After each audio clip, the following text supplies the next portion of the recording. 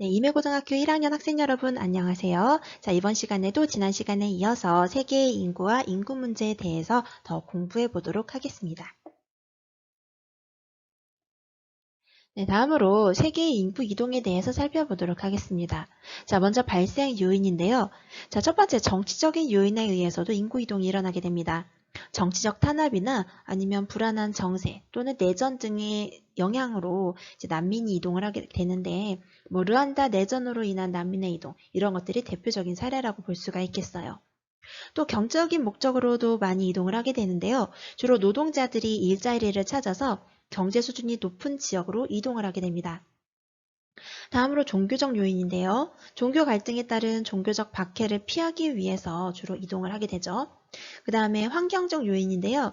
뭐 지구 온난화라든지 아니면 사막화에 따른 환경 재앙을 피하기 위해서 이동을 하는데, 태평양의 투발루 섬에 있는 사람들이 이제 지구 온난화로 인해서 땅이 잠기게 되면서 다른 지역으로 이동하는 사례가 바로 이 사례라고 볼 수가 있겠습니다. 자, 오늘날에는 교통통신의 발달과 세계화로 인해서 인구 이동이 빈번해지고 있고요. 주로 경제적인 요인, 즉 일자리를 찾기 위한 이동이 많아지고 있습니다. 자, 방향은 주로 개발도상국에서 선진국으로 이렇게 이동을 하고 있죠.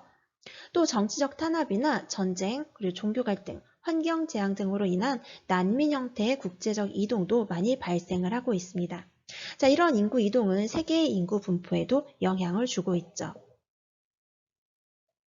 네, 우리 교과서 263페이지에 나와 있는 세계 노동자와 난민의 국제 이동에 대해서 조금 더 자세하게 살펴보도록 할게요. 자, 세계에서 많은 노동자들이 이동을 하고 있어요. 왜 이동을 할까요? 네, 바로 경제적인 요인 때문이죠. 일자리가 부족한 경우에 더 많은 일자리를 찾아서 또는 임금 수준이 낮은 국가에서 임금 수준이 높은 국가로 이렇게 이동이 나타나게 됩니다. 자, 인구가 유출되는 지역 한번 살펴볼게요. 자, 보니까 중국에서도 화살표가 나가고 있죠. 노동자들이 이동을 하고 있네요. 주로 앵글로 아메리카 지역으로도 가고, 그다음 뉴질랜드나 아니면 오스트레일리아로도 가고 있네요. 또 동남아시아에서도 노동자들의 이주가 많이 나타나는 것을 알 수가 있습니다. 또 아시아 지역에서 이 서남아시아라든지 아니면 아프리카 내부에서도 많이 이동이 나타나고 있네요. 또 유럽에서도 살펴보면은 유럽 내에서도 노동자들의 많은 이동이 나타나고 있는 모습을 볼 수가 있습니다. 자, 이런 경제적인 요인에 의한 노동자들의 이동 말고 또 난민의 이동도 볼 수가 있어요. 우리 여기에 지금 보라색으로 표현이 되어 있죠. 자, 난민은 어떤 경우에 발생을 했었나요? 네, 뭐 종교적인 이유 또는 정치적인 이유 또는 환경적인 이유에 의해서 난민들이 발생을 하고 다른 지역으로 이동을 하고 있죠. 자, 난민의 이동이 나타나는 곳들을 살펴보면은 지금 주로 아프리카 쪽에서 난민의 이동이 굉장히 많이 나타나고 있는 것을 볼 수가 있어요. 또 아프리카에서 유럽 쪽으로 또는 이쪽 서남아시아 지역에서 유럽 쪽으로 가는 화살표가 많이 나타나는 걸 볼 수가 있네요. 자, 그렇다면 인구가 유출되는 지역과 인구가 유입되는 지역은 어떤 특징들이 나타나게 될까요? 우리 다음에서 조금 더 자세하게 살펴보도록 하겠습니다. 네, 교과서 268쪽에 나와 있는 활동을 토대로 좀 더 자세하게 살펴볼게요.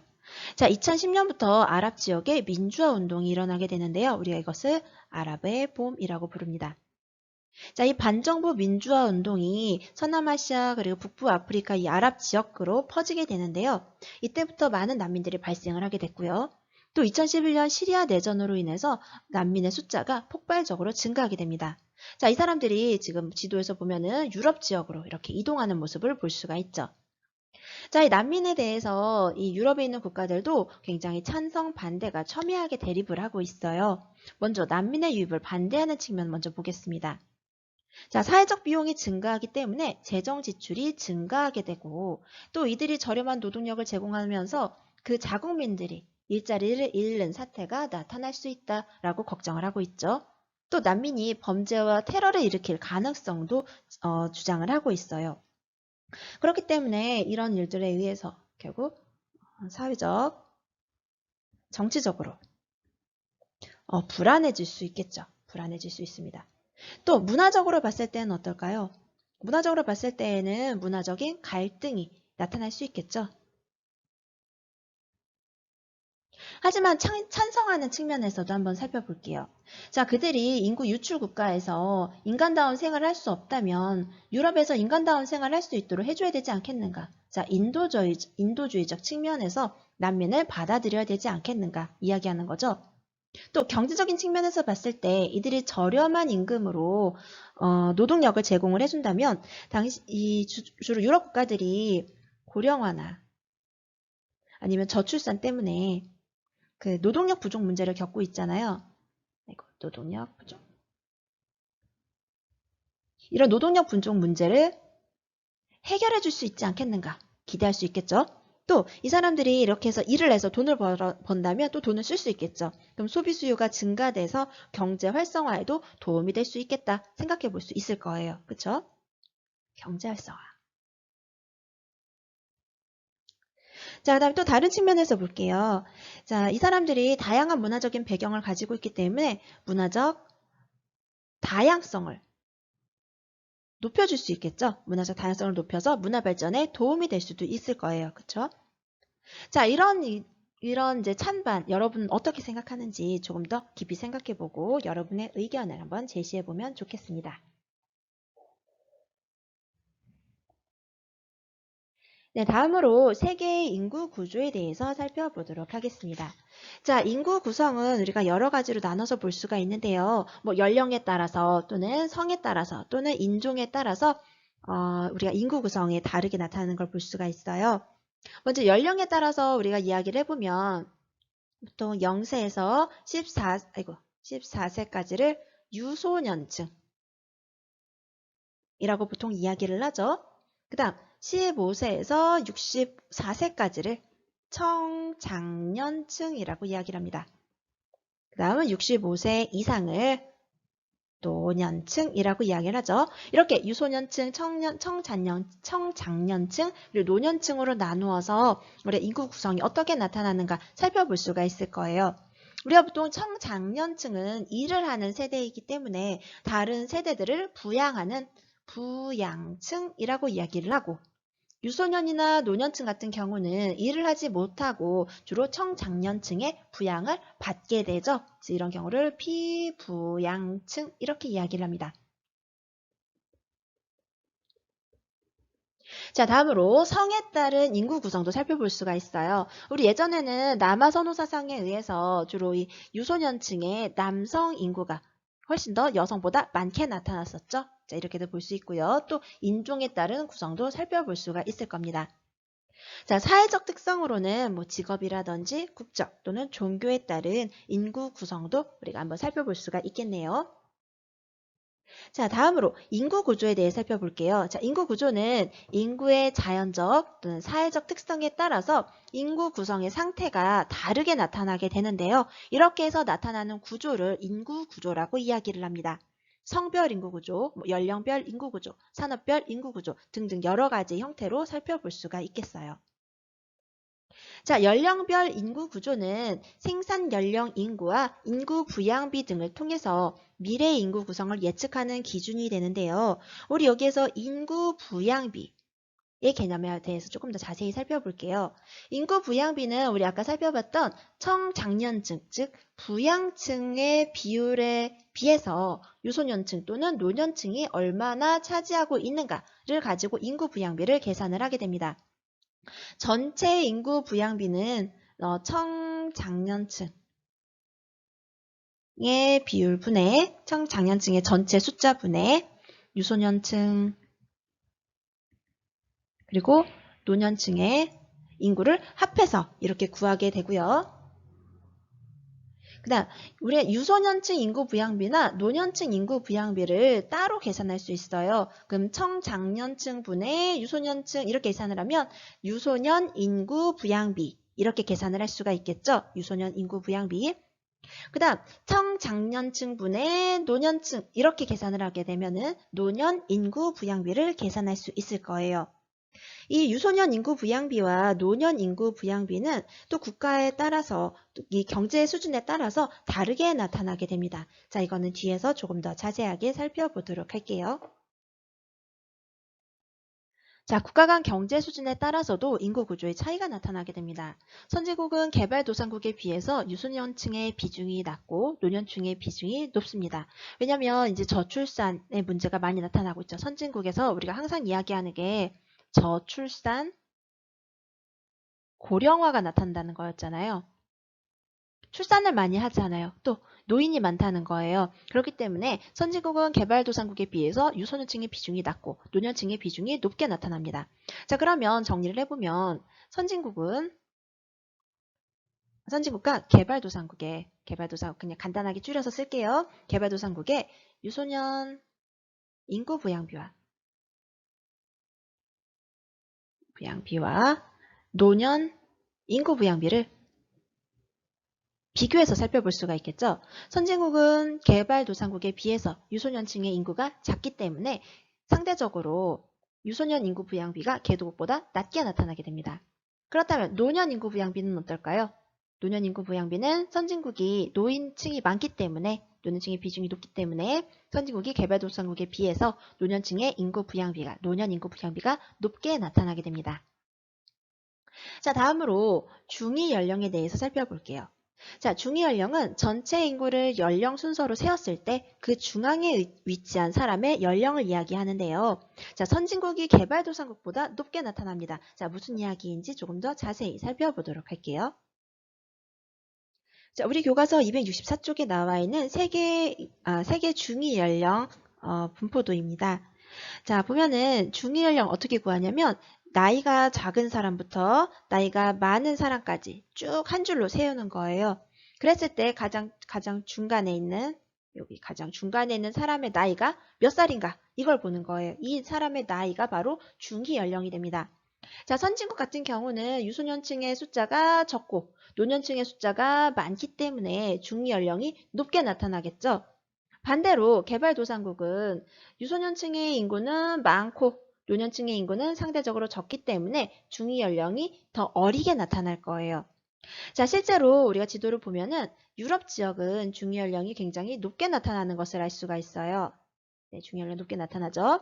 그다음에 이 아메리카 대륙도 중위 연령이 높게 나타나고요. 또 우리나라나 일본도 중위 연령이 꽤 높게 나타나고 있네요. 아프리카 지역을 살펴보면은 네, 중위 연령이 20세 미만이에요. 네, 굉장히 어린 아이들이 많다는 걸 알 수가 있겠습니다. 자, 결국은 선진국은 개발도상국에 비해서 중위 연령이 높게 나타나는 경향이 있다. 이렇게 알 수가 있겠습니다.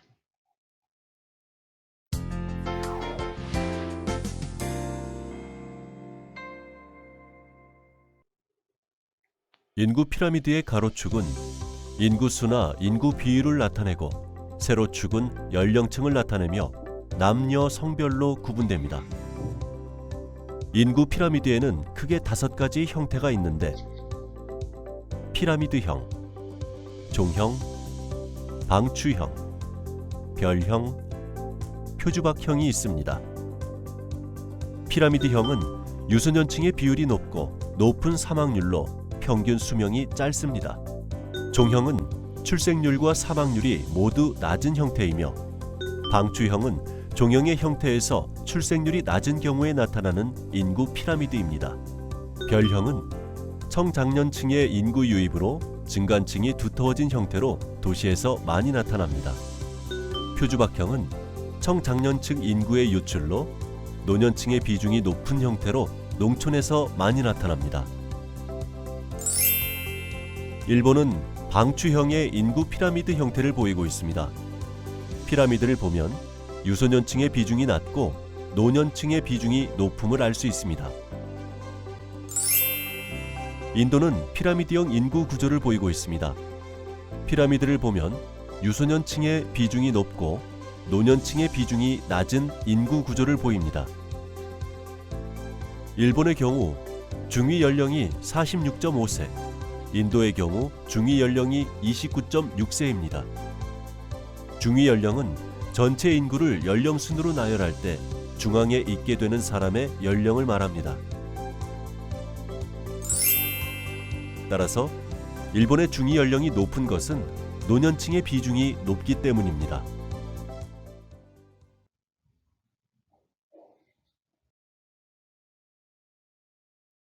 네, 앞에 영상에서 인구 피라미드의 5가지 유형에 대해서 살펴봤죠.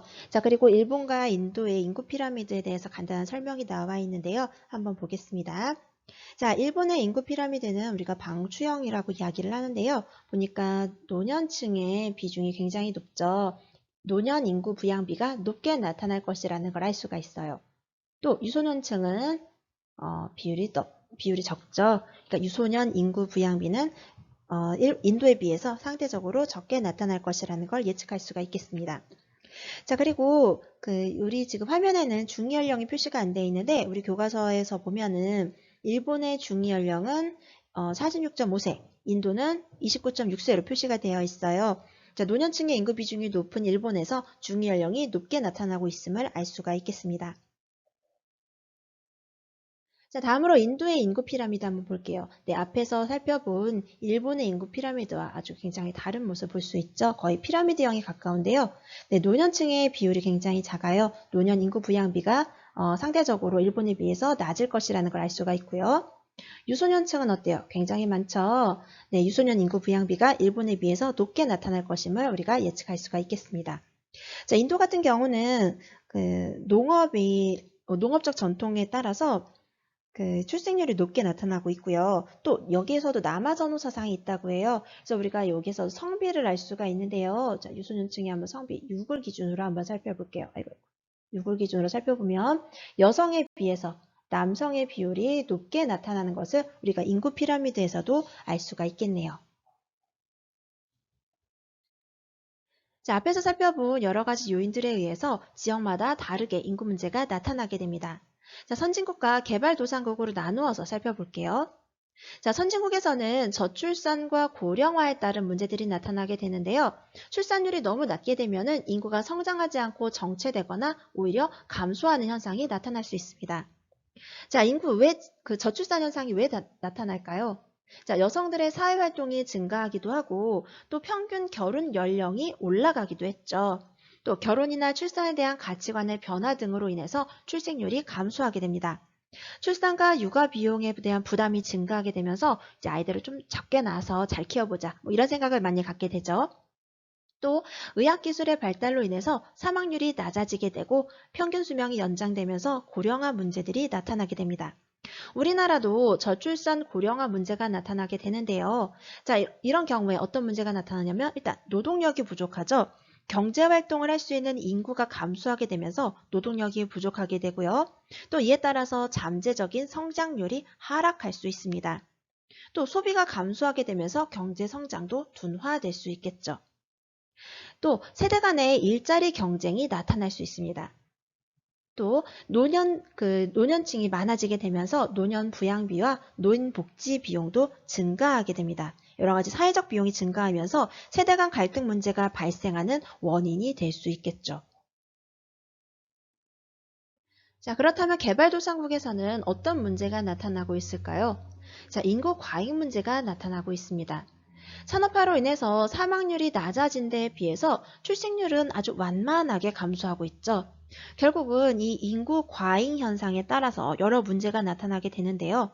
인구 부양력의 한계를 넘어설 정도로 지나치게 인구가 많기 때문이죠.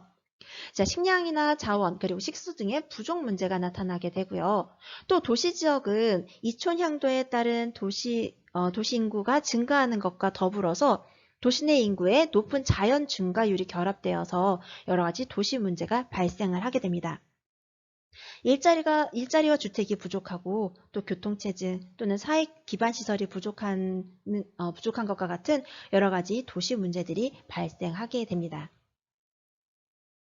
네, 그렇다면 이렇게 해서 나타나는 인구 문제를 해결하기 위해서 어떤 노력을 기울이고 있는지 정책적인 방안과 그리고 가치관의 변화에 대해서 한번 살펴보도록 할게요. 자, 먼저 정책적인 방안을 한번 보도록 하겠습니다.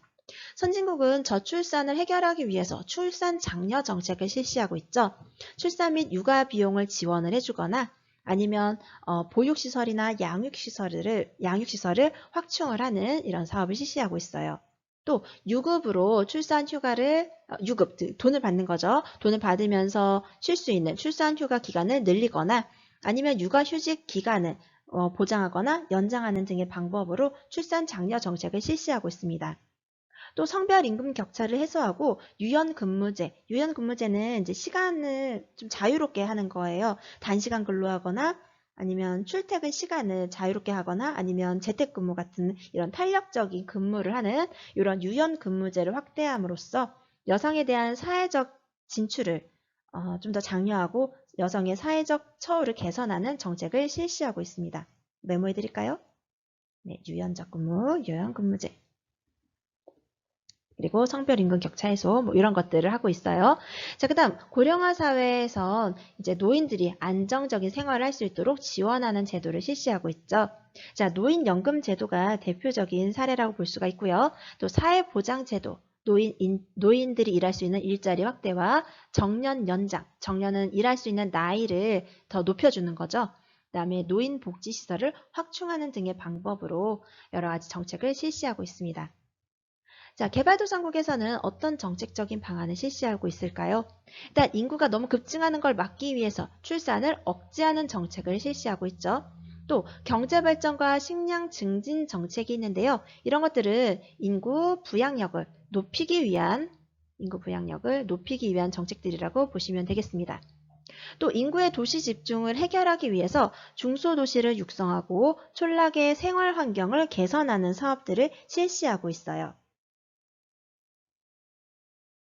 또 가치관의 변화도 우리가 이런 인구 문제를 해결할 수 있는 방법이 될 수 있는데요. 가족 친화적인 가치관을 확산시킵니다. 가족을 이루고 자녀를 낳아 기르면서 삶이 행복해지고 또 부모가 된다는 것이 얼마나 가치로운 것인가, 네, 이런 가치를 인식시킴으로써 좀 출산율을 높이는 데 기여를 할 수 있겠죠. 또 양성평등 문화를 확립시키기 위해서 노력합니다.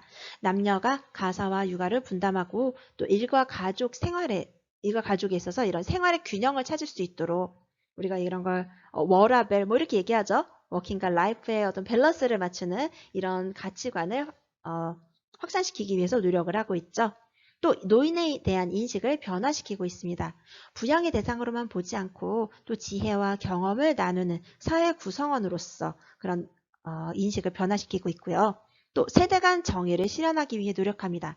현 세대와 미래 세대 간의 형평성을 고려해서 현 세대가 미래 세대에 대한 배려와 의무에 대한 부담을 갖지 않도록 이런 여러 가지 노력을 기울이고 있죠.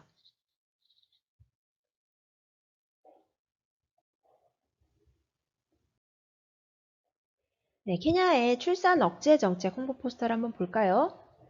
여기 보면 뭐라고 돼 있어요? 너희 아이들을 먹이고 옷을 입히고 교육시킬 수 있을 만큼만 아이를 가져라. 이렇게 써 있네요. 네, 출산 억제 정책 포스터라고 볼 수가 있겠습니다. 네, 다음 사진은 스웨덴의 가족 사진인데요. 이 스웨덴은 저출산 문제가 굉장히 심각하죠. 그래서 출산율을 높이기 위해서 부모 모두의 육아휴직 기간을 충분히 보장하는 그런 출산 장려 정책을 시행하고 있어요.